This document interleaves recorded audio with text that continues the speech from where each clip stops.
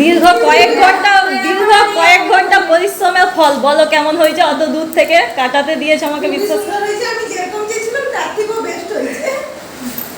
দেখো ঘুরো একটু। আমার মাপটা নিয়ে একটু টেনশন ছিল, সাইডটা মাপটা হলে ওইটা ঠিক হয়ে যেত, মাপটা মানে নিলে ঠিক হয়ে যেত। দেখো ঠিক আছে, এবার বাকিটা ফটোশ্যুট করবে, দিয়ে আমাকে ফটো দিবে, ঠিক আছে? ঠিক আছে, নাও। বাস চলে যাবে। ছাদে বৃষ্টি হচ্ছে, নাহলে ছাদে গিয়ে ভিডিওটা নিতাম একটু, ঠিক আছে? ঠিক আছে।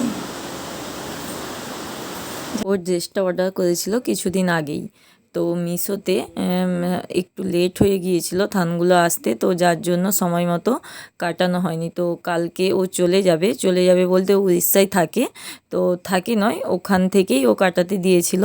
তো চলে যাবে, এখানে দিদি বাড়িতে আসছিল, তো আমাকে ড্রেসটা কাটাতে দিয়েছিল। তো এতটাই লেট হয়ে গিয়েছিল, এমনকি ছাদে ভীষণ বৃষ্টিও হচ্ছিল, বাসের টাইম হয়ে গিয়েছিল, তো ওই জন্য জামার উপরেই ড্রেসটা পরেছিল।